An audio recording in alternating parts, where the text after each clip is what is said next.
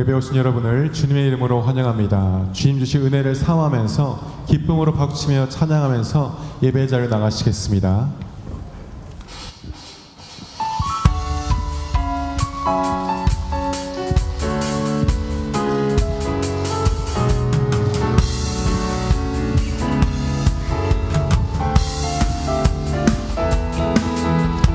나의 가장 낮은 마음 주님께서 기뻐하시고 작은 일에 큰 기쁨을 느끼게 하시는도다.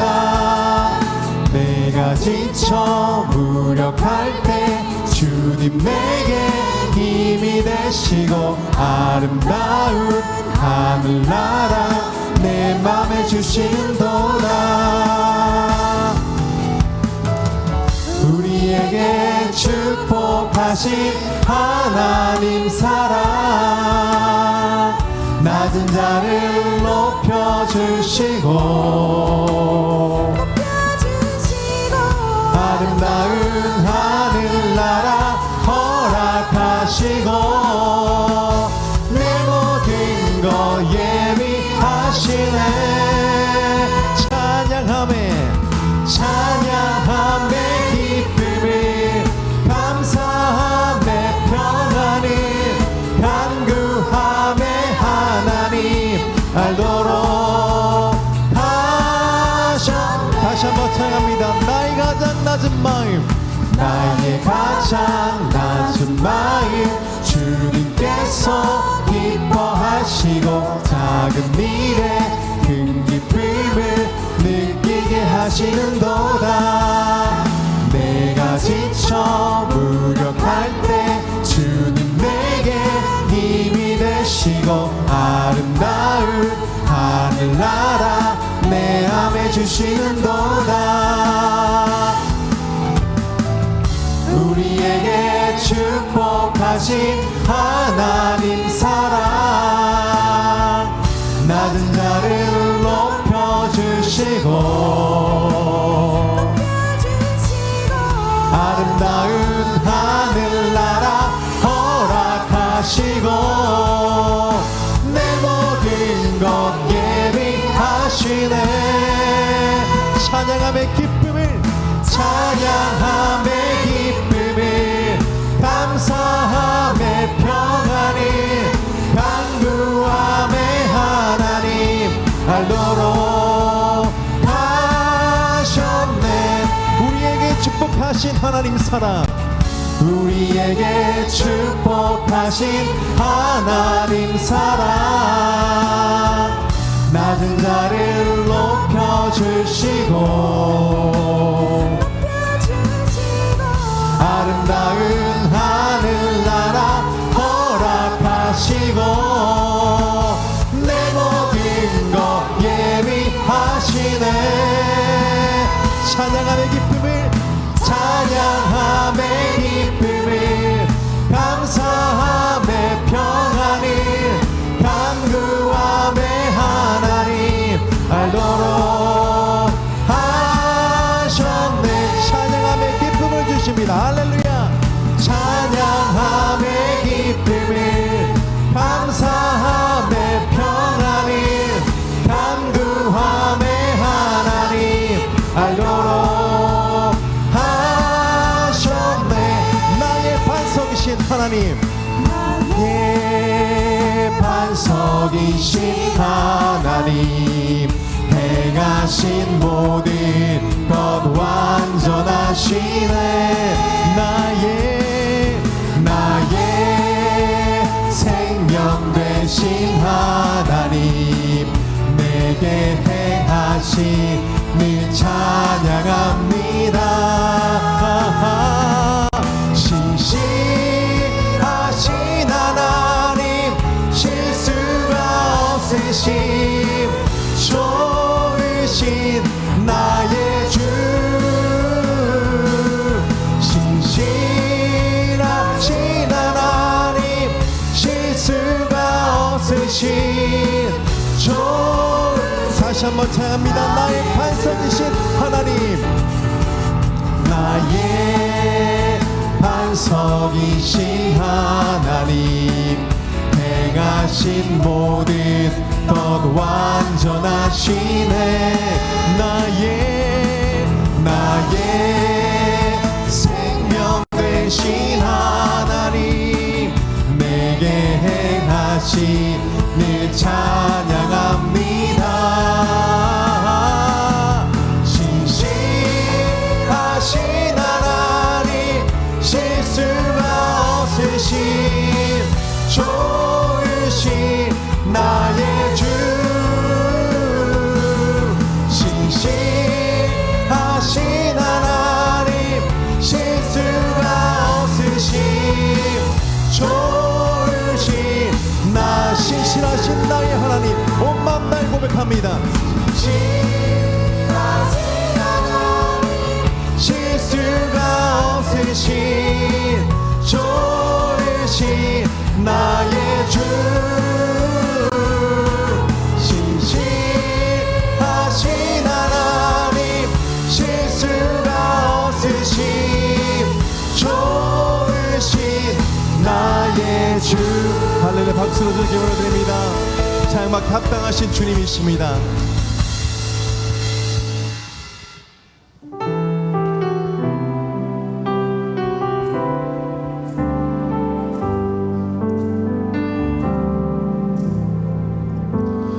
나의 기도하는 것보다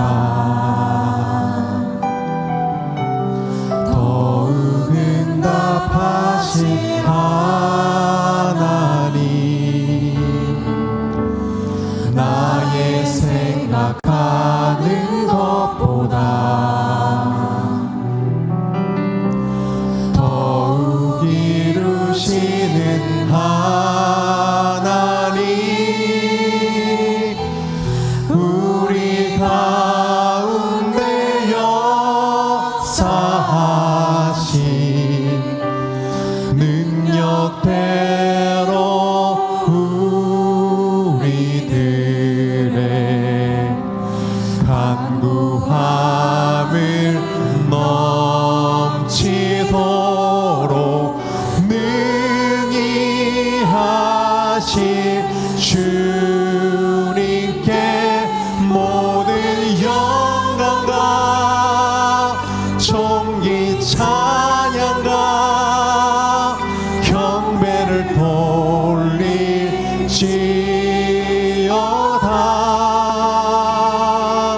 모든 영광과 존귀 찬양과 경배를 돌릴지어다. 나의 기도하는 것보다, 나의 기도하는 것보다 더욱 응답하신 하나님, 나의 생각하는 것보다 더욱 이루시는 하나님, 우리 가운데 역사하신 능력대로 우리들의 간구함을 넘치도록 능히 하실 주, 모든 영광, 모든 영광과 존귀 찬양과 경배를 돌릴지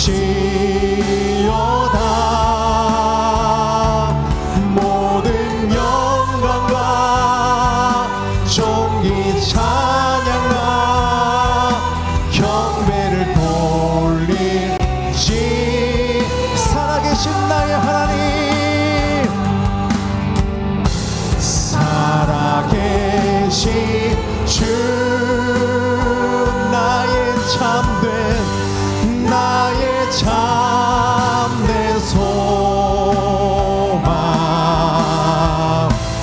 걱정 근심 전혀 없네 전혀 없네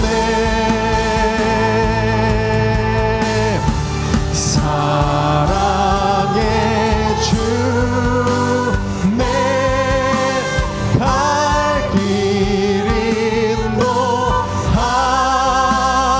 인도하리 내 모든 삶의 기쁨 늘 주 다같이 자리에서 일어나 주님을 찬양하겠습니다.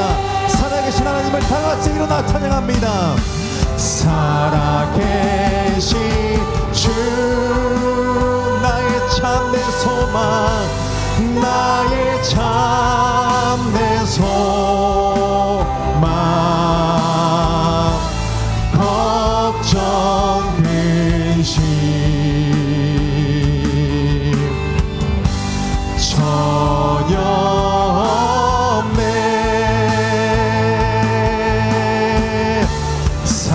사랑의 주 내 갈 길 인도하리 내 모든 삶의 기쁨 늘 충만하네. 할렐루야. 박수로 주님께 올려드리겠습니다. 다 함께 사도신경으로 우리 믿음을 하나님 앞에 고백합니다. 나는 전능하신 아버지 하나님 천지의 창조주를 믿습니다. 나는 그의 유일하신 아들 우리 주 예수 그리스도를 믿습니다. 그는 성령으로 잉태되어 동정녀 마리아에게서 나시고 본디오 빌라도에게 고난을 받아 십자가에 못 박혀 죽으시고 장사된 지 사흘 만에 죽은 자 가운데서 다시 살아나셨으며 하늘에 오르시어 전능하신 아버지 하나님 우편에 앉아 계시다가 거기로부터 살아있는 자와 죽은 자를 심판하러 오십니다. 나는 성령을 믿으며 거룩한 공교회와 성도의 교제와 죄를 용서받는 것과 몸의 부활과 영생을 믿습니다. 아멘. 이 시간 다 함께 두 눈을 감고 조용한 기도로 지난 주간의 삶을 돌아보시며 회개할 것은 회개하고 또 감사할 것은 감사하며 주 앞에 기도함으로 나아가도록 하겠습니다. 다 함께 기도합니다.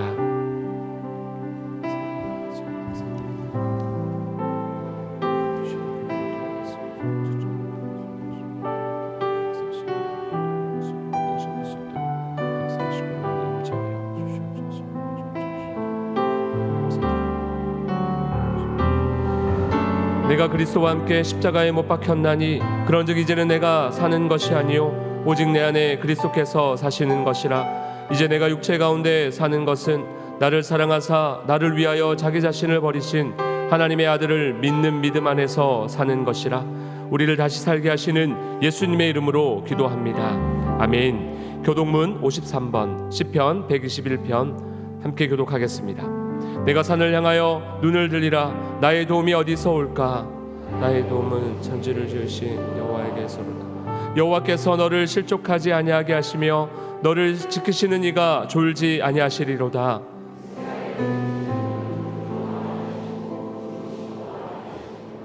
여호와는 너를 지키시는 이시라. 여호와께서 내 오른쪽에서 내 그늘이 되시나니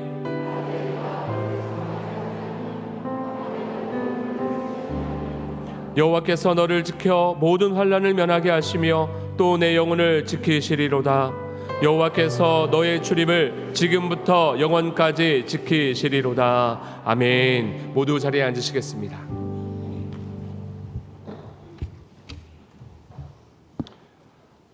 만주해 주시며 만왕의 왕이신 하나님, 많은 사람들 중에 저희들을 주님의 자녀 삼으시고 건강 주시고 생명까지 지켜주시니 감사와 영광을 올려드립니다. 태양의 열기가 가득한 이 계절에 교회마다 이름 성경학교와 수련회를 통해서 영적인 부흥이 일어나게 하여 주시옵소서. 이름 성경학교를 통하여 어린이들과 선생님들이 하나가 되며 말씀을 통하여 거듭난 다음 세대들이 되게 하여 주시옵소서. 모든 계획들이 이 행사를 이한 행사가 아니라 좀 더 주님을 알아가는 귀한 시간들 갖게 하여 주시옵소서. 담당하시는 교육자님, 그리고 수고하시는 선생님들, 식당 봉사하시는 분, 무더운 날씨에 건강 주시고 축복하여 주시옵소서. 우리는 늘 연약하고 실수하지만 그때마다 찾아와 주시고 위로해 주시니 감사합니다. 주님의 이루를 통해 참된 평안과 안식을 얻게 하시고 세상 가운데 우리를 구별하려 불러주셨사오니 그 부르심에 합당한 믿음의 생활 잘 감당하는 권속들 되게 하여 주시옵소서. 거룩한 삶의 열매가 맺게 하시고 그리스도의 향기가 주변에 우리의 발이 닿는 곳마다 주님의 은혜가 흘러넘쳐서 분열과 다툼이 사라지고 화평케 하는 복된 주일이 되게 하여 주시옵소서. 항상 모여 예배하는데 예배자가 되게 하시고 기도하는데 기도하게 하시며 주신 직분 잘 감당하여 잘하였도다 칭찬받는 성도들 되게 하여 주시옵소서. 교만하지 않고 늘 겸손하고 낮아짐으로 주님의 마음을 시원케 해드리는 모든 성도님들 되게 하여 주시옵소서. 귀한 시간 말씀을 받으려 합니다. 룻기 2번째 주일 선명한 2가지란 은혜란 말씀을 주실 담임 목사님 영육간에 강건케 하시며 귀한 말씀 선포할 때마다 우리의 답답한 마음이 열리게 하시고 귀가 열리며 꼬인 것이 풀어지는 귀한 은혜의 시간 되게 하여 주시옵소서. 자녀의 문제, 가정의 문제, 직장의 문제, 사업의 문제들이 있다면 말씀을 통하여 은혜 받고 해결받는 귀한 복된 시간 되게 하여 주시옵소서. 미국에 계신 홀로 목사님과 사모님 남은 사역에도 축복하여 주시고 선한 길로 인도하여 주시옵소서. 글로리아 찬양도 받으시고 성도들에는 은혜의 찬양이 되게 하시며 보이지 않는 곳에서 수고하시는 봉사들 위에도 축복하여 주시옵소서. 모든 영광 주님 받아주실 믿사오며 거룩하신 예수님 이름 받들어 감사하며 기도 올리옵나이다. 아멘.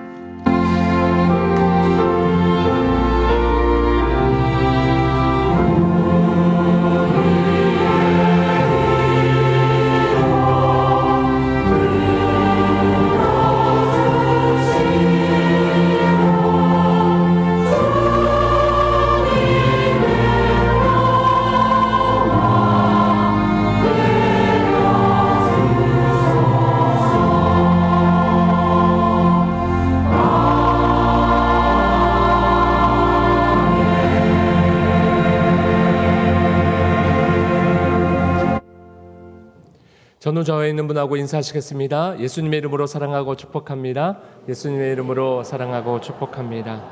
오늘 우리 예배에 처음 오신 새가족분들을 환영합니다. 권장희 집사님께서 인도하신 서정현님 11남전도회 소속이십니다. 잠깐 자리에 일어나 인사하실 때 우리 박수로 환영하도록 하겠습니다. 네, 환영합니다. 반갑습니다.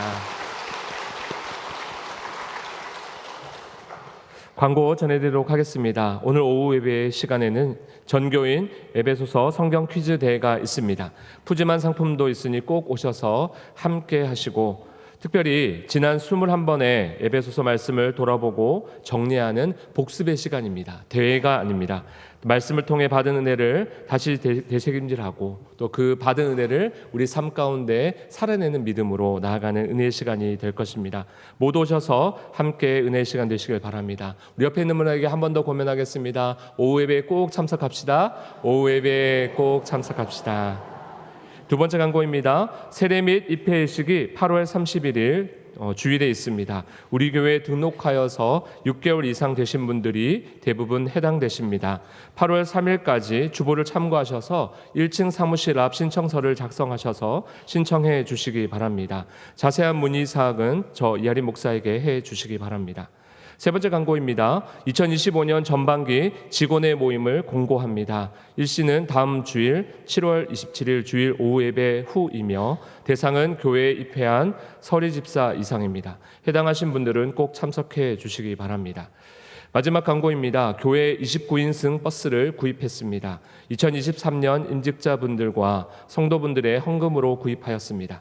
버스 구입을 위해서 헌진해 주신 모든 분들과 또 하나님께 감사의 박수로 영광 올려드리겠습니다. 감사합니다. 하나님께서 거룩한 주일 담임 목사님을 통하여 우리에게 주시는 말씀은 룻기 1장 6절로부터 18절까지의 말씀입니다. 제가 봉독해 올리겠습니다. 그 여인이 모압 지방에서 여호와께서 자기 백성을 돌보시사 그들에게 양식을 주셨다 함을 듣고 이에 두 며느리와 함께 일어나 모압 지방에서 돌아오려 하여 있던 곳에서 나아고 두 며느리도 그와 함께하여 유다 땅으로 돌아오려고 길을 가다가 나오미가 두 며느리에게 이르되 너희는 각기 너희 어머니의 집으로 돌아가라. 너희가 죽은 자들과 나를 선대한 것 같이 여호와께서 너희를 선대하시기를 원하며 여호와께서 너희에게 허락하사 각기 남편의 집에서 위로를 받게 하시기를 원하노라 하고 그들에게 입맞춤에 그들이 소리를 높여 울며 나오미에게 이르되 아니니이다. 우리는 어머니와 함께 어머니의 백성에게로 돌아가겠나이다 하는지라. 나오미가 이르되 내 딸들아 돌아가라. 너희가 어찌 나와 함께 가려느냐? 내 태중에 너희의 남편 될 아들들이 아직 있느냐?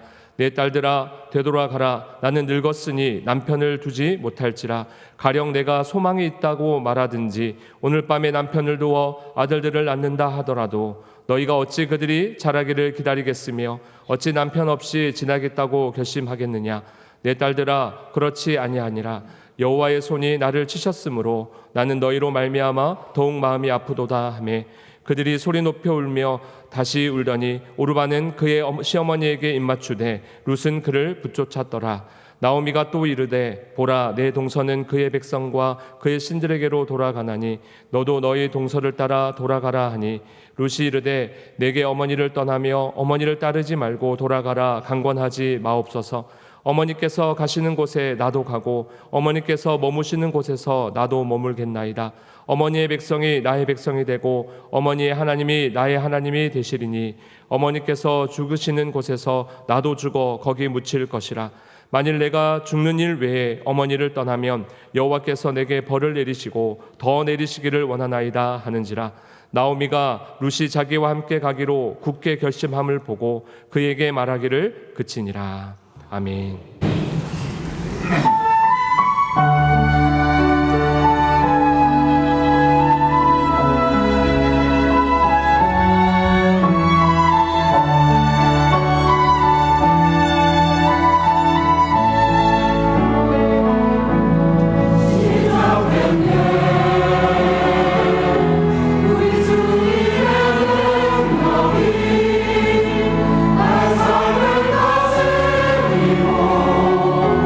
새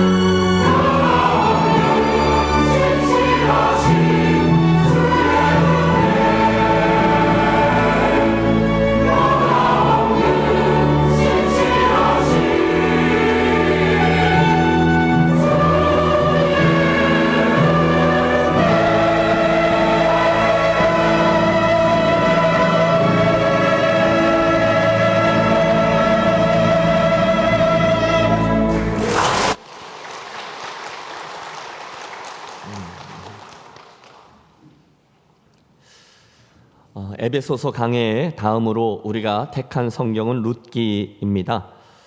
주간의 지난 주일의 설교 룻기 1편 설교를 제가 다시 들어보았는데 설교자인 제가 강조하려고 했던 것은 두 가지이더군요. 첫째, 하나님께서 행하신 놀라운 구원 역사, 그 은혜의 이야기에는 너무도 평범한 내 이야기도 다 포함될 수 있다라는 것. 둘째, 그러므로 오늘 김해에서 평범한 소시민의 하나로 살고 있는 내 삶의 자리와 일상에도 충분히 하나님의 의미가 담길 수 있다라는 것이었습니다. 어떤 분들은 설교 내용은 기억 못하시고 그냥 타향살이만 기억하시는 분들이 계셨습니다. 아니죠. 하나님의 사랑과 하나님의 은혜가 주제입니다. 자, 지난 시간 우리는 그 엘리멜렉 가정에 그들이 흉년 중에 어떤 선택을 했는지부터 살폈어요. 흉년이 왔습니다. 그때 그들은 모압 땅으로의 이주를 선택했죠. 먹고 살기 위해서였습니다. 하지만 아쉬움도 있었습니다. 거기에 전혀 신앙적인 고민 없이 사사시대의 특징이었죠. 각자 소견에 오른 대로 행한 그런 선택이었습니다. 그리고 곧 곤고한 형편에 맞닥뜨리게 되었습니다. 하지만 룻기는 그런 곤고한 형편에 처한 이주자 가정에게 하나님이 어떻게 당신의 사랑을 베푸셔서 놀라운 축복의 자료를 이끌어 주셨는지를 아름답게 그려주고 있어요. 룻기의 주인공은 그러므로 룻도 아니고 나오미도 아니고 헤세드의 하나님이십니다. 자, 두 번째 시간인 오늘 우리는 그 곤고한 형편에 있던 나오미 그에게서부터 이야기를 시작하겠습니다. 자, 지금 그녀는 근 10년 이상 무척이나 힘든 시간을 견뎌왔습니다. 여러분, 얼마나 수고롭고 또는 버거로웠을까요? 고단했던 타국 생활 중에 갑자기 남편을 잃고 싱글맘이 된 형국입니다. 그러므로 우리 손쉽게 그녀의 형편을 헤아려 볼 수 있어요. 곧 그녀는 억척맘이 되어서 생활 전선으로 뛰어들었을 거예요. 그리고 남겨져 있는 두 아이들에게 모든 소망을 걸고 최선을 다해 말로 다할 수 없는 고생들과 함께 그들을 양육해냈을 겁니다. 감사하게도 두 아들들이 잘 자라주었고 어른이 되었고 자리를 잡았고 곧 가정을 이룹니다. 여러분, 드디어 그 추웠던 타국 생활 속 집안의 온기가 서서히 되살아나는 듯 했을 거예요. 그런데 이게 웬일입니까? 무슨 이유에서인지 그 두 아들들마저 차례로 세상을 떠나게 되었다는 거예요. 순식간에요. 그리고 나서 정신을 차려보니 그곳에는 각각의 남편을 잃은 3명의 여인들만이 덩그러니 남겨져 있는 겁니다. 정말 기가 막힌 노릇이죠. 여러분, 지금의 이 이야기를 현재 우리 대한민국의 상황에서 이해하려고 하지 마십시오. 지금 혼자 된 여인이 그래도 이 대한민국에서는 이것저것 할 수 있는 일들이 있잖아요.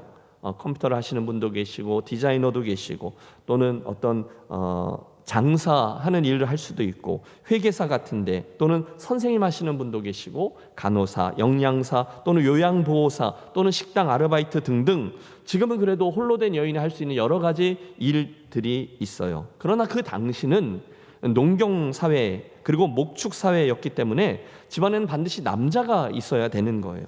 힘을 써야만 먹고 살 수 있는 시대였기 때문이죠. 그런데 그런 시대에 집안의 남자들이 다 세상을 떠난 것입니다. 그렇다면 그것은 단순하게 외롭다, 쓸쓸하다 정도가 아니라 사회적으로 아무런 보호를 받을 수 없는 형편에 처하게 되었다는 것을 의미했습니다. 그게 그들이 살던 시대, 그 세상이었어요. 그러니 얼마나 암담했을까요? 성경은 그래서 공식적으로 고아와 과부와 나그네를 사회적인 보호가 필요한 약자라고 구별해 놓았을 정도였습니다. 맞아요. 그래서 그들은 문자 그대로 사회적으로, 경제적으로 전혀 안전하지 않은 약자였습니다. 누가요? 그 나오미가요, 오르바가요, 그리고 룻이요. 게다가 이 나오미는 모압 땅으로 이주해 온 이스라엘 사람이었으니 무엇 하나 어디에 가서 의지하거나 또 제대로 하소연할 곳조차 없는 형편에 처했습니다. 여러분, 이제 그녀들은 무엇을 어떻게 해야 하겠습니까? 6절. 그런데 갑자기 반전이 하나 일어나요. 그 여인이 모압 지방에서 여호와께서 자기 백성을 돌보시고 그들에게 양식을 주셨다함을 듣고 이에 두 며느리와 함께 일어나 모압 지방에서 돌아오려 하여. 여러분, 어느 날 그녀가 원래부터 살던 고향 땅 베들레헴에 하나님이 다시금 양식을 주셨다, 그 소식이 들려온 거예요. 그 말을 듣고 나오미가 다시금 고향 땅으로 돌아오려 하여 그 자리에서 일어났다는 거죠. 여러분, 오늘 설교의 제목이 선명한 두 가지의 은혜죠. 그 중에 첫 번째 은혜는 돌이킴의 은혜입니다. 한번 해보시죠. 돌이킴의 은혜. 한순간 그녀가 고향 땅 베들레헴을 향해서 다시금 돌이킨 그 순간을 말하는 거예요. 여러분, 여기서 우리가 쉽게 그러려니 뭐 이러고 넘어갈 수 있어요. 고향 땅에 흉년이 다 지나갔고 다시금 양식이 생겼다라는 말을 들었으니 뭐 들어갈 수도 있지. 맞아요. 하지만 여러분, 조금만 깊게 생각해 보십시오. 이 결정은 결코 쉽지 않은 결정이었을 겁니다. 그렇지 않습니까? 나오미가요, 힘든 인생, 이제 늙고 지쳤으니 고향 땅이라도 가서 죽어야 되겠다, 그러면서 간단하게 내린 그런 결정이 아니었어요. 거기는 굉장히 많은 장애물들이 놓여 있었습니다. 우리가 다음 시간에 살펴보겠지만 그녀가 고향으로 되돌아갔을 때 베들레헴의 모든 사람들은요 즉시 그녀를 알아보았습니다. 아니, 정확히는 온 성읍이 그들로 말미암아 떠들었다라고 되어 있어요. 그 정도로 그녀와 그 집안은 베들레헴에 잘 알려져 있던 집안이었다는 거죠. 그런데 잘 살아보겠다고 고향을 등지고 떠났던 나오미가 지금 쫄딱 망해서 남편도 자식도 다 앞세워 보내고 궁색한 모습으로 돌아오는 모습을 온 마을 사람들에게 다 보여줘야 하거든요. 여러분, 그게 쉽습니까? 어렵습니까? 어렵습니다. 우리도요, 웬만하면 실패 후에는 고향 땅으로 돌아가지 않아요. 오히려 더 멀리들 가고 싶어 하죠. 목회를 하다 보면 이런 일들이 종종 일어납니다. 어떤 가정에 큰 문제가 생겼어요. 경제적으로도 위기가 오고 가족들 사이에도 갈등이 일어납니다. 여러분, 그러면 목사가 어떻게 해야 되죠? 모르세요? 그러면 어떻게 해야 돼요, 목사가? 신방 가야죠. 신방 가야죠. 가서 그분들과 함께 울고 손잡아주고 기도해주고 격려하고 설득하고 성경적으로 이렇게 저렇게 조언하고, 그래서 어떻게 하나님의 은혜로 그 위기를 넘어갈 수 있게 돕습니다. 그 와중에 전도회 식구들 또는 여러분의 목장 식구들도 힘이 되어주고 최선을 다해 도움을 주고, 그래서 그분들이 정말 기적적으로 그 고비를 넘기고 다시 안정을 찾아요. 정말 은혜죠. 해피엔딩. 그런데 여러분, 그리고 나서 얼마쯤 지나면 웬걸요? 그 가정이 저에게 찾아와서 말합니다. 목사님, 이러저러한 사정이 생겨서 교회를 좀 떠나야 되겠습니다 라고요. 물론 겉으로는 이러저러한 이유들을 대시죠. 그러나 실제로는 자신들의 그 부끄러운 과거를 알고 있는 분들과 계속 얼굴을 맞대며 함께 신앙생활하기가 힘들다는 거예요. 그래서 다시금 시작하는 거 이왕이면 내 과거를 모르는 곳으로서 가서 거기서 새롭게 시작하고 싶다는 겁니다. 여러분, 그러면 정말 눈물이 찔끔 날 정도로 너무너무 서운하죠. 하지만 실제로 그런 일들은 종종 생겨요. 한편 이해는 가지만 너무너무 서운하고 마음이 아프죠. 그런데 나오미는요, 그런 것까지도 다 감수하며 다시금 고향 땅을 향합니다. 분명 그녀는 부끄러웠을 겁니다. 그리웠던 그 고향 땅에 금이 환영은커녕 형편없는 실패자의 모습으로 돌아오고 있는 형국이니까요. 그런데요, 그녀가 그걸 해냅니다. 왜요? 어떻게 해요? 그녀의 그 돌이킴이 가능할 수 있었던 유일한 조건이 오늘의 본문에 등장하고 있어요. 그것은 바로 하나님의 은혜가 그 베들레헴 땅에 다시금 임했다는 걸 그녀가 들었기 때문이라는 거예요. 여호와께서 자기 백성을 돌보시사 그들에게 양식을 주셨다 함을 듣고, 즉 하나님의 긍휼이 다시금 그 땅에 임했다라는 사실을 듣고 그녀가 돌이킨 거예요. 여러분, 바로 이것이 오늘 우리가 본 설교를 주목하고자 하는 첫 번째 은혜, 돌이킴의 은혜입니다. 해보세요. 돌이킴의 은혜. 사랑하는 성도 여러분, 저와 여러분의 인생에 이런 놀라운 돌이킴들이 가능하면 자주 많이 일어나게 되시기를 축복합니다. 원래 이 베들레헴이라는 그 지명은요, 떡집이라는 뜻이에요. 그런데 그 떡집에 양식이 떨어졌었던 것이죠. 그런데 감사하게도 그 떡집 베들레헴에 다시금 하나님의 은혜에 양식이 임했어요. 그리고 나오미가 바로 그 은혜를 보고 다시금 돌이켜 그리로 나아갔다는 것이 돌이킴의 은혜인 거죠. 이쯤에서 저는 우리 교회를 향한 소원 하나를 품습니다. 여러분, 우리 교회도 본질상 떡집인 거죠. 교회는 늘 영의 양식, 먹을 양식이 있어야 돼요. 그래서 누구든지 교회에 오면 하나님의 말씀으로 그 생명의 떡으로 인하여 배부르게 되어야 되는 것이 늘 맞습니다. 그러므로 성도 여러분, 우리 김혜제일교회에 다른 것 말고 그 하늘의 양식, 생명의 떡이 풍성케 되는 축복이 있게 되시기를 주의 이름으로 축원합니다. 여러분, 우리 교회에게 다른 것 기대하지 마시고 바로 그 떡, 생명의 떡을 기대하고 갈망하며 나오는 성도들이 되어주시기를 부탁합니다. 생명의 떡, 거기에 진정한 회복이 있고 진정한 부흥이 있기 때문이에요. 물론 그 일은 간단치만은 않습니다. 여러분, 해보셨죠? 솔직히 한 가정을 데려다가 우리 교회 식구로 정착시키고 함께 이 믿음의 길을 가는 게 얼마나 어렵습니까? 그런데 뜻밖에도 그게 굉장히 쉬워지는 때가 있어요. 언제인가 하면 바로 그분이 이 은혜, 돌이킴의 은혜를 경험하게 될 때죠. 우리들의 예배, 우리들의 모임에 하나님의 은혜가 말씀으로 생명의 떡으로 임하는 순간 그곳에는 늘 저절로 이 돌이킴의 은혜가 일어나게 될 줄로 믿습니다. 다시요, 그 은혜가 풍성히 임하는 우리 김해제일교회가 되시기를 주님의 이름으로 축원합니다. 사실 오늘의 저와 여러분에게는 이 지친 나오미들이 많이 계세요. 너무들 많으세요. 여러분 김해 땅에 들어와서 사시는 것도 많지 않은데, 그런데 여러분 요즘 보세요. 경제는 어렵다 하죠. 사업이든 직장이든 다들 고분분투들 하고 계시죠. 교회들도 이런 일 저런 일로 씨름하죠. 또 우리 애들은 또 애들대로 고생들을 하죠. 그래서 우리는 모두 하나님이 주시는 풍성한 양식, 은혜가 간 그런 떡집, 그런 교회, 그런 베들레헴을 사모하며 살고 있어요. 그런 교회.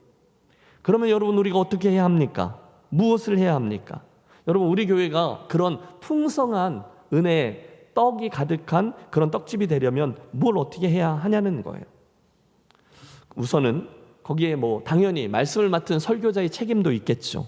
목사는요 열심히 기도하고 성실하게 말씀을 준비하고 최선을 다해서 설교하고 해야 될 거예요.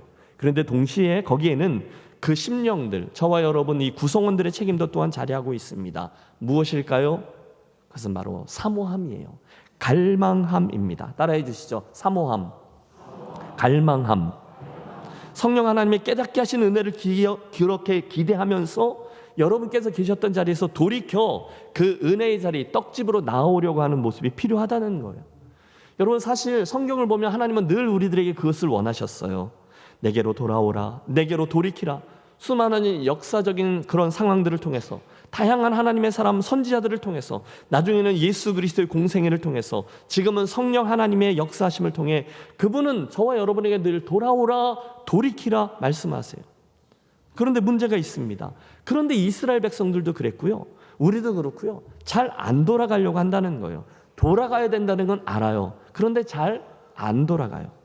왜 그럴까요? 우리는 왜 그 모압 땅에서 돌이켜 베들레헴 떡집으로 돌아가야 한다는 것을 아는데도 왜 잘 하지 않을까요? 몇 가지로 생각해 보았어요.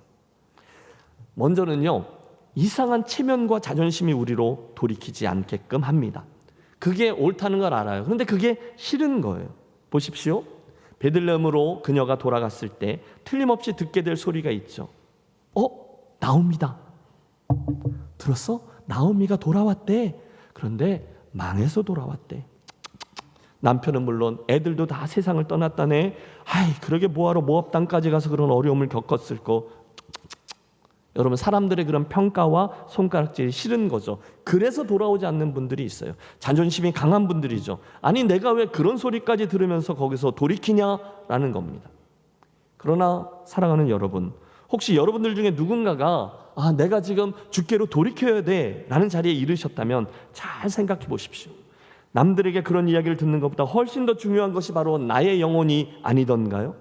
그 순간에 나의 자존심보다 훨씬 더 중요한 내 영혼을 위해 빨리 주께로 돌이키는 지혜로운 분들이 되시기를 바랍니다. 여러분 기억하세요. 하나님 앞에서는요, 자기 자존심 싸움하는 이들이 가장 어리석은 사람이에요. 혹시 여러분 인생을 걷다가 이런 형편에 이르셨다면 얼른 돌이키십시오. 얼른 돌이킴의 은혜를 붙드십시오. 이게 언제나 맞습니다. 둘째, 개 중에는요 좀 웃긴데요, 미안해서 돌이키지 않는 분도 계세요. 주님, 제가 너무 큰 잘못을 했습니다. 제가 주님 말 안 듣다가 큰 실패를 맛보았네요. 그래서요 제가 지금은 못 갑니다.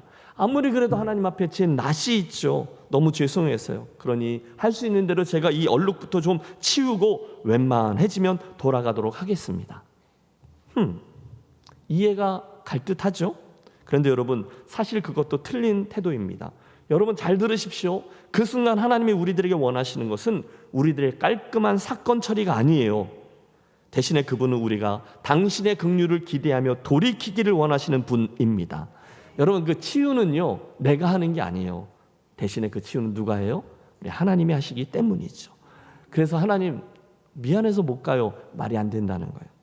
세 번째, 우리 중에 끝까지 자기 의가 살아있어서 돌이키지 않는 분도 봅니다. 신방을 가요. 권면해요. 집사님 지금이라도 얼른 돌이켜서 하나님께로 나아갑시다. 다시금 예배를 회복하시고요. 다시금 우리 신앙생활 열심히 잘 해보기로 하시죠. 저희가 기도해 드릴게요. 권면해요. 그러면 잘 들으세요. 그런데 다 듣고 나서 꼭 한마디 이렇게 대답하시죠. 목사님 잘 알겠습니다. 맞습니다. 제가 제대로 안 하고 뺀질대다가 이런 큰 일을 겪었네요. 그러나 이건 제 잘못이니 할 수 없죠. 이제 제가 뒷감당을 해보겠습니다. 이 일 다 잘 마무리하고 나서 그때부터 제가 반드시 돌아가 새롭게 신앙생활 잘 해보겠습니다. 내가 어질러 놓은 건 제가 좀 책임지고서 다시 하겠습니다. 어떠세요? 여러분, 그분은요 아직 덜 깨진 거예요. 아직 살만한 거예요. 자기 의가 살아있는 거죠. 그래서 하나님께 매달릴 만한 그런 준비가 안 된 거예요. 할 수 없지. 이런 일이 생겼는데, 벌어졌는데 뭐 어쩌겠어. 이건 내 책임이니까 일단 감당해야지. 그리고 나서 다음 일을 도모하든지 말든지를 결정하자. 멋있어요. 신사답고 깔끔합니다. 하지만 그 순간 그분 안에 이상한 믿음이 자리하고 있는 거죠. 마치 하나님도 내가 저질러 놓은 그 죄와 실수의 값을 다 치러야 그 다음에 은혜를 주실 거라는 잘못된 믿음 같은 건 말입니다. 아니요. 반복합니다. 그걸 우리가 수습하겠다고요? 그 일의 결과를 내가 다 당한 후에 다시금 새롭게 원점에서 시작할 거라고요? 엄청난 교만입니다. 그건 하나님이 원하시는 게 아니에요. 여러분, 예수님 이야기에 등장하는 탕자를 보십시오.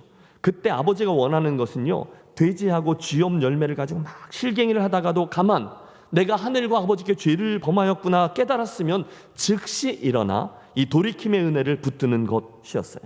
그날 이 나오미처럼 베들레헴 땅에 다시금 하나님의 은혜를 주셨구나, 그러면 내가 그리로 가야지 생각하고 얼른 일어나 그리로 향하는 거예요. 주여, 제가 돌이킵니다. 주여, 저를 불쌍히 여기시고 긍휼과 회복의 은혜를 베풀어 주시옵소서. 얼른 그리로 향하는 것이 언제나 맞아요. 여러분, 애들이 다 다르잖아요. 너네 다시는 이 잘못하지 마. 또 그러면 너희들 다 10대씩 맞을 줄 알아? 대답해. 예. 그런데 여러분, 애들은요 대답을 해놓고도 꼭 그걸 또 잘못을 저질러요. 그러면 이제 문제를 처리해야 되죠. 그럴 때 한 녀석이 씩씩하게 와서 제가 잘못했으니 아빠 약속대로 10대를 다 맞겠습니다. 독하게 그 10대를 다 맞아요. 그렇죠? 그런 애가 있어요. 그런데 다른 녀석은 한 대 딱 맞으면 아빠 잘못했어요. 아빠 잘못했어요. 용서해 주세요. 다시는 안 그럴게요. 그리고 매달려요. 그때 여러분, 아빠가 그 울며 매달리는 아이에게 10대를 다 때리나요? 아니죠. 그때 10대를 다 때려야 적성이 풀리나요? 아니죠. 아이가 그렇게 싹싹 빌고 잘못했다 그러는데 그때 아빠가 야, 누나 봐봐. 10대 다 맞으면서 참는 그 누나를 보면서 참 장하구나. 너는 약속을 잘 지키는 책임감 있는 아이야. 여러분, 그 아이를 자랑스러워하나요? 아니라는 거예요. 10대를 다 맞으면서 씩씩하게 자기 자존심을 지키는 아이보다 한 대 맞더라도 정말로 잘못했다 그러면서 아빠의 품을 파고들며 용서를 구하는 아이, 그 아이가 더 좋은 거예요. 여러분, 혹시 오늘 누가 원하겠어요? 그러나 인생의 흉년이라 여겨지는 상황 속에 계시는 분 계십니까? 여러분 삶에 어떤 영역이 되든지 이 시간 그 나오미처럼 다시금 돌이키는 은혜를 붙들고 나아가셔야 하는 분 말입니다. 오늘의 본문 나오미의 돌이킴에게서 우리 함께 배우시죠. 아버지, 제가 그날의 나오미처럼 있던 자리에서 돌이켜 하나님의 은혜와 긍휼이 가득한 베들레헴으로 돌아가기를 원합니다. 나를 불쌍히 여겨 주시옵소서. 나를 불쌍히 여기시고 회복의 은혜, 다시금 생명이 솟아나게 되는 은혜, 생명의 떡으로 다시금 채워지는 은혜의 자리에 서게 해 주시옵소서. 그렇게 구하고 잘 돌이키는 저와 여러분이 되시기를 주님의 이름으로 권합니다. 오늘 설교를 통해서 우리가 붙드는 첫 번째 은혜는요, 돌이킴의 은혜예요. 이어 이 장면에서 우리가 두 번째로 생각해 볼 수 있는 은혜도 있어요. 이것도 해보시죠. 갈라짐의 은혜. 갈라짐의 은혜. 여러분, 첫 번째 은혜가 뭐라고요? 돌이킴의 은혜. 두 번째 은혜가 뭐라고요? 갈라짐의 은혜예요. 보세요. 저 유명한 고부간의 줄다리기가 이제 시작됩니다. 시어머니였던 나오미와 두 며느리 오르바와 롯의 논쟁이죠. 8절을 보십시오. 잘 보세요. 나오미가 두 며느리에게 이르되 너희는 각기 너희 어머니의 집으로 돌아가라. 너희가 죽은 자들과 나를 선대한 것 같이 여호와께서 너희를 선대하시기를 원하며 여호와께서 너희에게 허락하사 각기 남편의 집에서 위로를 받게 하시기를 원하노라. 여러분 그 장면을 상상해 보세요. 보통 우리는요 룻기를 어버이 주일에 많이 다뤄요. 그래서 효부 룻 이야기, 그래서 지극정성으로 시어머니 시아버지를 잘 섬겨서 큰 축복을 받는 그 룻처럼 우리들도 부모님께 잘해서 축복 받읍시다. 우리 그렇게 설교합니다. 그러면 누가 아멘 하는지 아세요? 시어머니하고 시아버지가 주로 아멘 합니다. 그런데 여러분 엄밀히 말하면 이 본문은요 그 롯의 효심에 대한 말씀이라기보다는 자애로운 시어머니가 며느리에게 주는 사랑에 관한 말씀이에요. 여러분 우리의 가슴을 울리는 이런 말 들어보셨어요? 구름은 바람이 없이 움직일 수 없고 사람은 사랑 없이 움직일 수 없다. 이 김창옥 교수의 강연 중에 나오는 말인데 정말 그렇죠. 구름은 바람 없이 움직일 수 없고 사람은 사랑 없이 움직일 수 없다. 김창옥 교수가 얘기하더군요. 이걸 어디서 가져왔냐 그랬더니 병천 순대 갔더니 그게 써 있더래요. 그래서 그걸 가져왔다는 거예요. 어쨌든 그 내용은 맞죠. 사람을 움직이는 건 뭐예요? 사랑이라는 거예요. 지금 이 시어머니 나오미하고 며느리 룻 사이에 자리하고 있는 감정선이 정확히 그거 사랑입니다. 자, 베들레헴을 향해서 길을 떠나 걷던 도중에 나오미가 정신을 차린 거죠. 가만, 내가 지금 뭘 하는 거야? 내가 이렇게 앞길이 창창한 두 며느리 앞길을 막을 수 없지. 아니 남편들이 다 죽어 저렇게 된 것도 미안해 죽겠는데 저들이 나를 따라와서 정말 소망 없는 나를 평생도록 보내도록 하면 안 되는 거야. 그래서는 안 돼. 그래서 걸음을 딱 멈추고 이야기를 시작합니다. 사랑이 바탕이 된 3번에 걸친 논쟁, 아니 설득이죠. 첫 번째 설득. 사랑하는 내 딸들아, 참 고맙지만 이처럼 너희들이 나를 따라 베들레헴으로 가는 건 아닌 것 같아. 이렇게 되는 바람에 너희들에게 미안한 게 한둘이 아니란다. 그러니 이제 너희는 너희들의 친정으로 돌아가 새 삶을 개척하렴. 내가 너희들에게 해줄 수 있는 게 없어. 그러니 더 이상 나를 따라오지 말고 너희들의 길을 가려무나. 여러분, 물론 이 첫 번째 논쟁에서 두 며느리가 끝까지 울부짖죠. 아니에요, 그래도 우리는 어머니를 따라가겠습니다. 그리고 계속 어머니를 쫓아가요. 참 대단한 며느리들이죠. 그러나 곧 또다시 멈춰선 시어머니의 간곡한 이야기가 들려오죠. 내 딸들아, 되돌아가라. 아무리 우리들에게 형사 취수 제도가 있어서 너희 남편들의 동생이 내게 생겨 너희들의 소망이 이루어질 수도 있겠지만 사실 그 일이 일어날 확률은 제로지 않니? 내가 어찌 재혼을 해서 아이를 낳겠으며 또 그 애가 언제 자라서 너희들의 남편이 되어주겠니? 이건 말이 되지 않아. 그러니 이제 너희들의 나라로 돌아가 새로운 삶을 시작하렴. 제발 나를 따라가서 그 암울한 인생의 동반자가 되지 마렴으나. 여러분, 간곡한 사랑의 조언, 그걸 듣고 오르바가 설득됩니다. 울며 입을 맞추고 친정으로 돌아가요. 여러분, 혹시 여기서 오르바를 흉보지 마십시오. 그녀도요 최선을 다한 며느리였어요. 그건 그 시어머니도 인정한 바죠. 내가 나를 선대한 것을 다한다, 내 딸아, 이렇게 말할 정도로 효심이 가득한 며느리. 그녀가 돌아갑니다. 그러나 룻은 남아요. 또 저만큼 가다가 마지막으로 나오미가 또다시 절규하죠. 이게요 정말 최선을 다한 사랑의 고백이에요. 15절을 보십시오. 나오미가 또 이르되 보라, 내 동서는 그의 백성과 그의 신들에게로 돌아가나니 너도 너의 동서를 따라 돌아가라 하니. 마지막 조언. 내 동서도 내 뜻을 이해하지 않았니? 그러니 너도 제발 나를 이해하렴. 돌아가서 너의 새 인생을 살아가도록 하렴. 그게 나도 편하단다. 바로 그 순간 여러분, 오늘의 본문 중에 가장 중요한 요절이라 하겠습니다. 우리 함께 16절 17절 그 룻의 대답을 함께 읽겠습니다.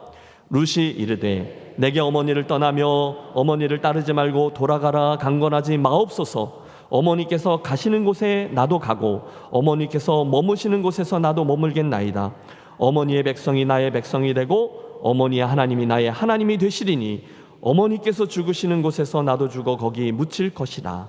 만일 내가 죽는 일 외에 어머니를 떠나면 여호와께서 내게 벌을 내리시고 더 내리시기를 원하나이다 하는지라. 여러분, 바로 이 선택과 결단이 그날 이후에 이 모압 여인 룻의 인생을 좌우하는 갈림길이 돼요. 여러분, 사실 이 결단은 결코 쉽지 않았습니다.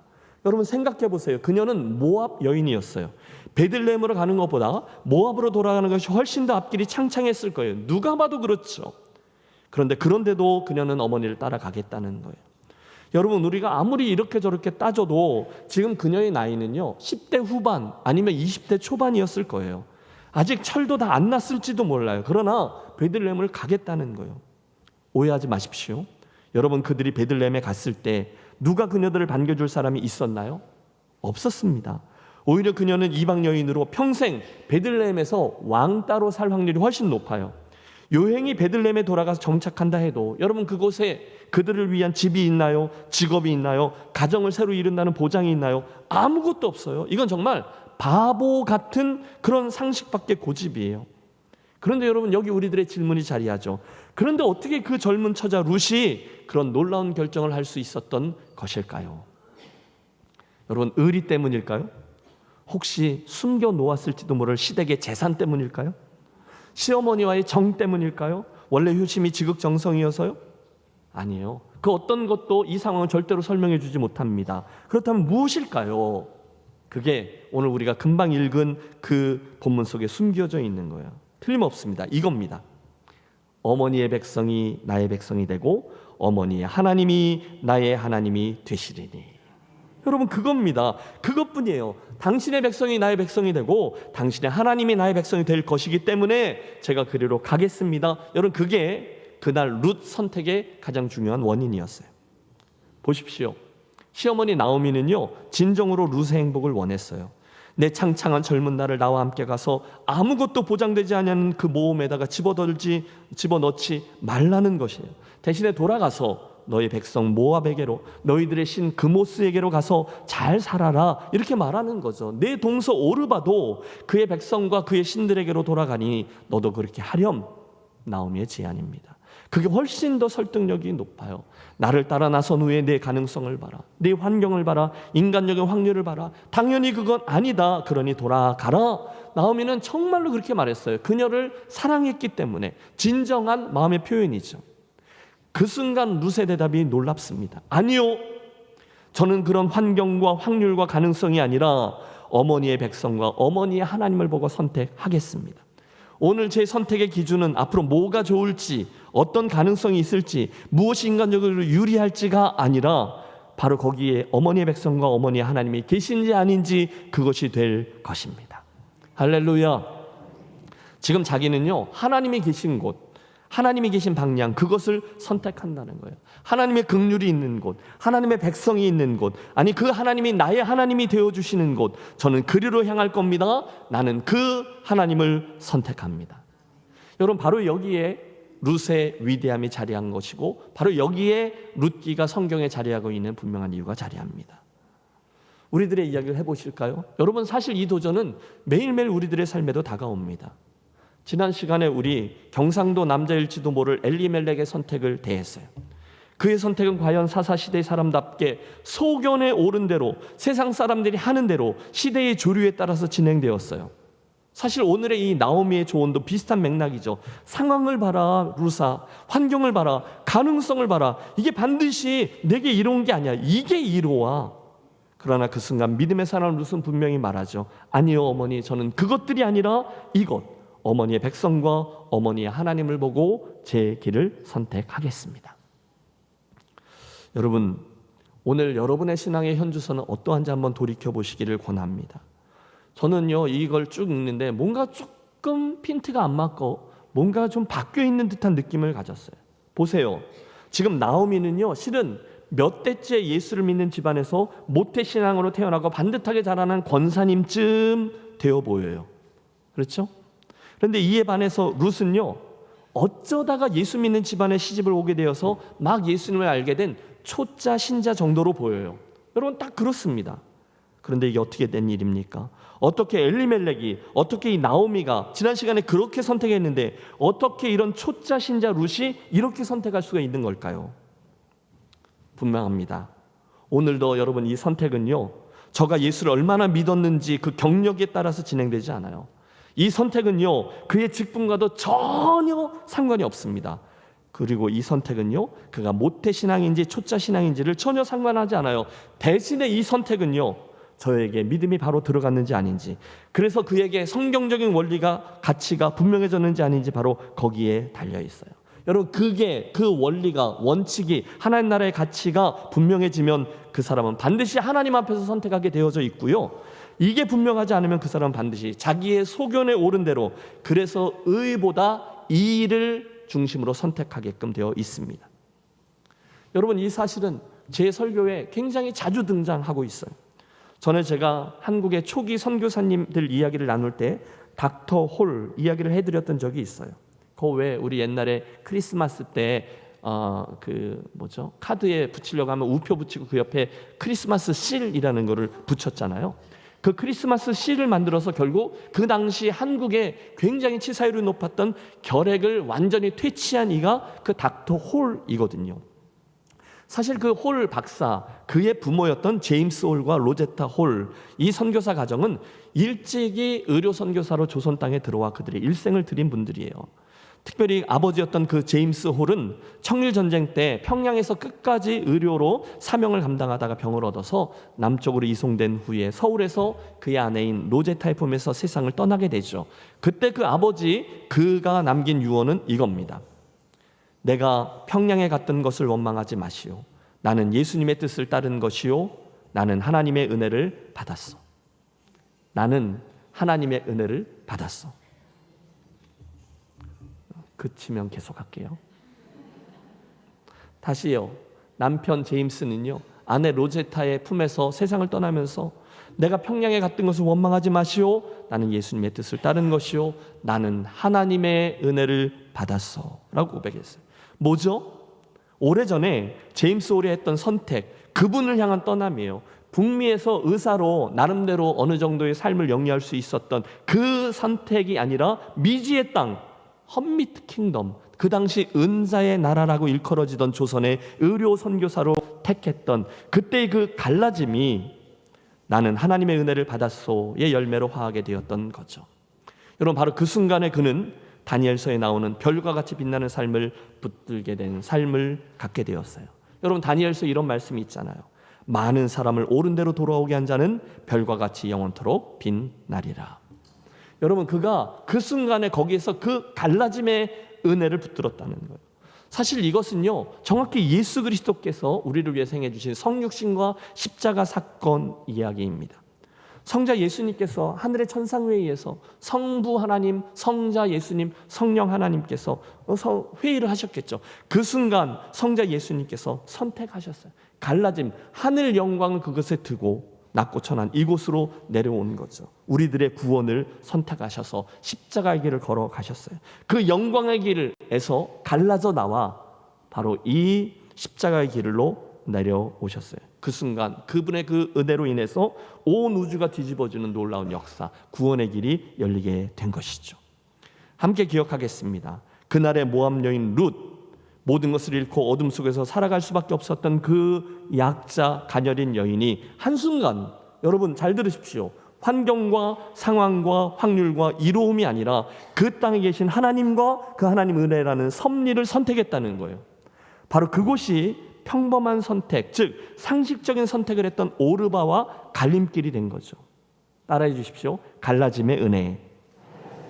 그리고 그리로 한 거예요. 훗날 룻기서 2장에서 보아스는 룻에게 이렇게 축복합니다. 여호와께서 내가 행한 일에 보답하시기를 원하며 이스라엘의 하나님 여호와께서 그의 날개 아래에 보호를 받으러 온 내게 온전한 상 주시기를 원하노라. 다 안 거예요. 이스라엘 하나님 여호와께서 그의 날개 아래 보호를 받으러 온 내게 온전한 상 주시기를 원하노라. 여러분, 그 축복은 앞으로 우리가 계속 살피겠지만 그 축복 그대로 룻의 인생이 현실로 화합니다. 무엇 때문에요? 바로 그날 그녀가 취했던 놀라운 선택, 갈라짐의 은혜 때문이었다는 거예요. 사랑하는 여러분, 저도요, 어느 날 이렇게 앉아있다가 따져보면 나도 할 말이 있어요. 나도 4대째 예수 믿는 집안 사람입니다. 자랑스러워했던 때가 있었어요. 여러분, 저의 집안은 출발점이, 신앙의 출발이 한국의 예루살렘이라고 불리우던 그 평북 선천 거기였어요. 저희 조모께서는 선천 남교회를 섬기셨고요. 제 부친은 선천의 그 유명한 신성학교에서 공부하셨어요. 이렇게 이야기를 하다 보면 정말 근사해요. 맞죠? 그건 정말 아름다운 신앙 유산이고 든든한 긍지입니다. 하지만 여러분, 솔직히 그 자랑은 오늘 제가 현재형으로 매일 어떤 선택을 해내는가, 그 선택이 바를 때에야 진정 의미 있는 자랑이 될 수 있습니다.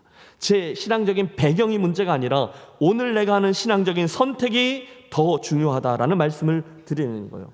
죄송해요, 이런 말씀 드리기가. 왜냐하면 우리 교회는 예수를 오래 믿은 분들이 오래 계시기 때문이에요. 그러나 분명해요.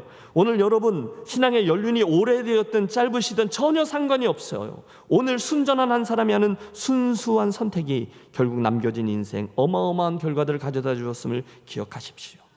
하여 오늘 설교의 두 번째 포인트죠. 그날 그곳에 있었던 이방 여인 룻, 그녀의 선택, 그 광야길 어디에선가 자리했던 그녀의 선택, 시어머니의 간곡한 부탁이 있었지만 주저함 없이 믿음으로 하나님을 선택하던 그 모습이 갈라짐의 은혜죠. 축복합니다. 오늘 남겨져 있는 저와 여러분 생애 선택들의 반복되게 되어지시기를 진심으로 바랍니다. 지난 주간에 책 하나를 보았어요. 이게 옛날 우리 한국 목사님들 가운데 유명하고 아주 훌륭하게 존경받는 김익두 목사님, 그분의 설교집이었어요. 황해도 안악골의 깡패 출신 김익두 목사님. 근데 제가 굉장히 감동을 받은 이야기죠. 이분이 황해도에 있는 신천교에서 목회하실 때 교인들 가운데 중간에 낙심해서 떨어져 나간 분들이 너무 많아서 그분들의 이름을 쭉 적어놓고서 예배 드릴 때마다 성도들 한 분 한 분에게 그 한 사람 한 사람을 맡겨 전도를 하게끔 하셨다는 거예요. 그래서 어떤 이름을 보고는 이 사람은 누가 맡겠소 하고, 또 다른 이름을 보고 이 사람은 누가 맡겠소, 이런 식으로 교인들에게 낙심된 이들을 다시금 전도해 오도록 했다는 거예요.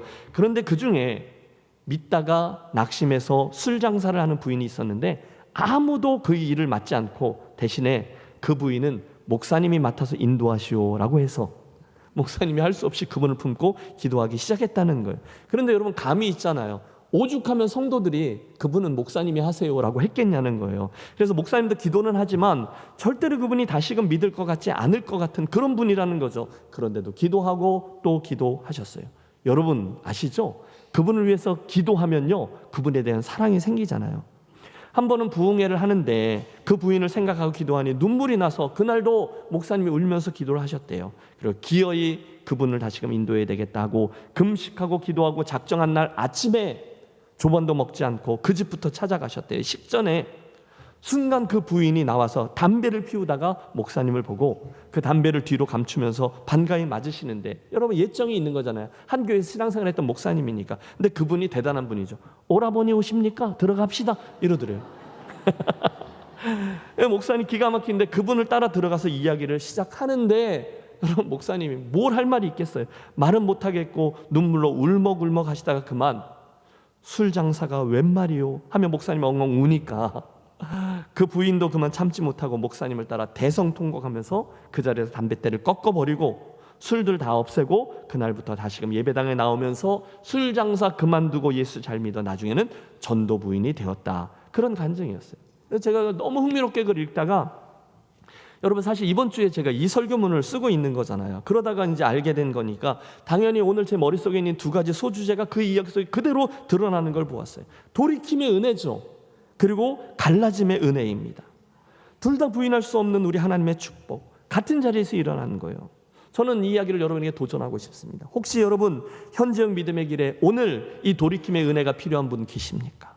또 동시에 과감히 여러분 선택함으로 갈라짐의 은혜를 선택해야 될 그런 곳은 없으십니까?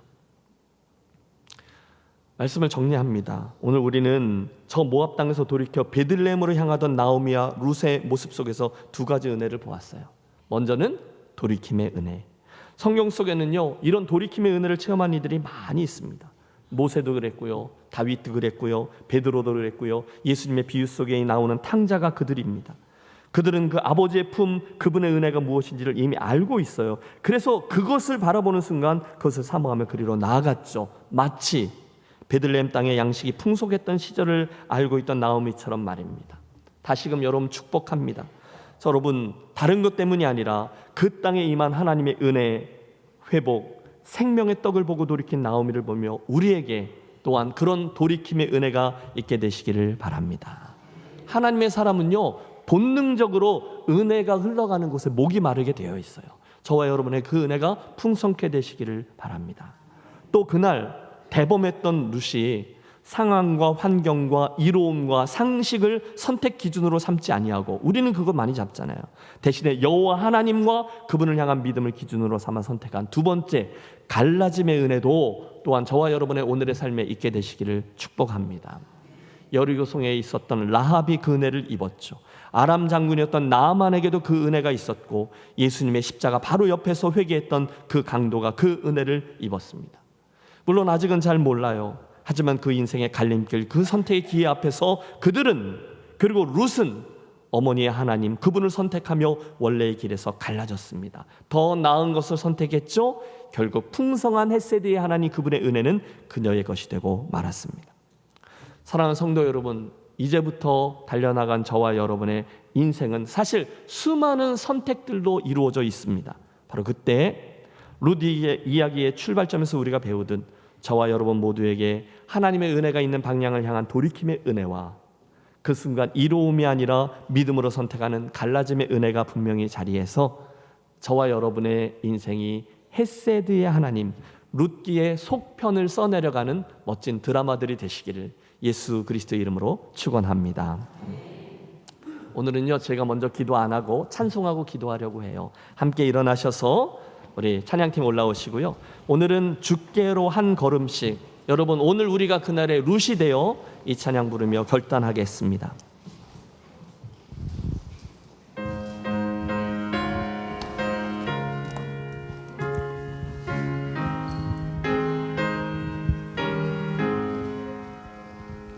주께로 한 걸음씩 왜 가지 않느냐.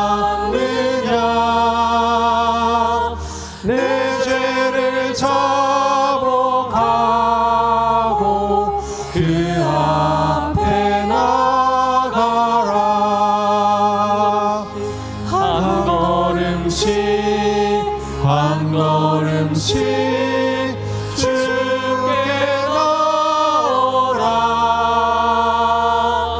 주님께 아뢰이면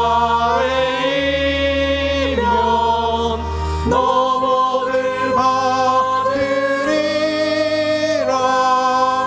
값없이 주는 은혜 너 거절 말아라. 주께로 한 걸음씩 너 빨리 나가라. 주께서 너를 맞아 내 죄를 사하리. 한 걸음씩 한 걸음씩 주께 너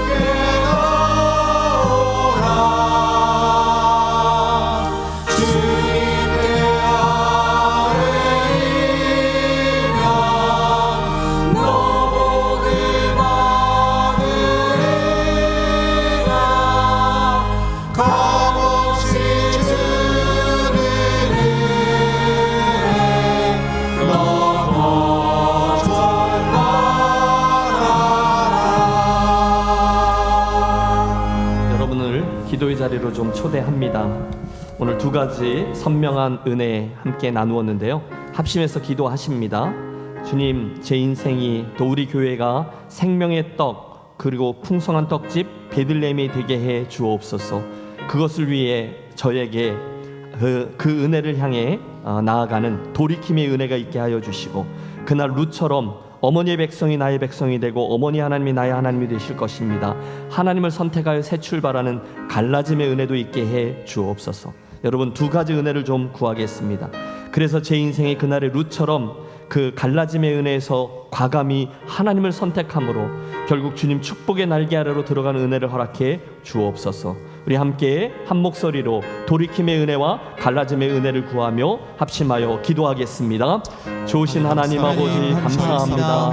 사랑하는 성도들과 함께 오늘 주신 이 두 가지 은혜를 구하며 주 앞으로 나아갑니다. 하나님, 한심령에게 우리들에게 베들레헴의 떡집을 사모하는 마음을 주시고 하나님의 은혜와 섭리가 흐르는 방향을 향해서 돌이킴의 은혜가 있게 하시고 또 그 일을 위해서 갈라짐의 은혜를 경험케 하여 주셔서 결국은 하나님께서 너무도 기뻐하시고 또 기다리시는 그 자리로 향하여 나아가고, 그로 말미암아 하나님 헤세드의 하나님의 은혜와 축복을 받아 누리는 자들을 복을 허락해 주시옵소서. 하나님, 무엇보다도 여호와의 날개 아래 들어가려고 하는 그런 선한 욕심들이 우리들에게 있게 하여 주시고, 그 보호를 받기 위해서 나아가는 우리들에게 주시는 하나님의 놀라운 은혜와 회복의 은혜가 하나님 성들의 이야기만 되게 하여 주시옵소서. 하나님 아버지, 오늘도 우리들에게 현지형으로 말씀하여 주시니 감사합니다. 말씀 듣고 우리가 구했던 것처럼 사랑하는 모든 성도들의 인생들과 우리 교회 공동체가 그날 하나님 다시금 큰 긍휼을 베풀어 주셨던 베들레헴, 생명의 양식이 가득한 은혜의 떡집만 되는 은혜를 허락해 주시옵소서. 우리에게 선한 욕심을 주시되 남겨져 있는 인생의 여정 속에 바로 그 방향, 하나님의 은혜와 하나님의 섭리와 하나님의 긍휼이 흘러가는 곳을 향해서 늘 돌이키는 그런 지혜로운 성도들 되게 해 주시옵소서. 그 순간 선택의 상황들마다 상황과 환경과 이로움을 보고 선택하지 아니하고 오히려 하나님이 계신 곳과 방향을 보고 선택하는 그 갈라짐의 은혜 또한 분명히 있게 해 주시옵소서. 그래서 주님, 사랑하는 김혜재 일교회 성도들의 삶이 그날 나오미의 이야기, 저 룻의 이야기만 되는 복을 허락해 주시옵소서. 그 소원을 담아 하나님께로 올려드린 귀한 사랑과 정성의 예물을 아버지 기뻐 받아주시고 하늘의 귀한 상급과 축복으로 사랑하는 성도들의 삶과 저들의 일터와 가정과 건강을 가득가득 채워 주시옵소서. 특별히 계속해서 진행되고 있는 다음 세대 부서의 여름 캠프와 수련회들의 큰 은혜를 부어주셔서 사랑하는 우리의 자녀들 모두 다 기쁨과 은혜로 특별히 건강함으로 믿음의 길을 잘 달려가는 복을 허락하여 주시옵소서. 오늘도 주의 전에 함께 나와 예배하고 싶지만 건강의 문제로 치료의 과정 속에 또 이러저러한 연로함의 문제로 함께하지 못한 교우들을 유념해 주시고 회복의 은혜, 강건하시는 은혜, 그리고 채우시는 은혜로 그들과도 함께하여 주옵소서. 이제는 교회의 머리가 되시는 우리 주 예수 그리스도의 크신 은혜와 이 룻기의 말씀 속에 헤세드의 하나님으로 여전히 자리하고 계시는 하늘 아버지의 무한하신 사랑하심과 우리 성도들 구체적인 삶의 자리에 늘 동행해 주시는 성령 하나님의 감동, 감화, 그리고 함께 진행해 주시는 은총이 우리들 매일매일 삶의 현장 가운데 이 돌이킴의 은혜와 갈라짐의 은혜가 있기를 소원하며 함께 기도하고 삶의 자리로 나아가는 한 분 한 분의 심령 위에 이제로부터 영원토록 함께 하시기를 간절히 축원하옵나이다. 아멘.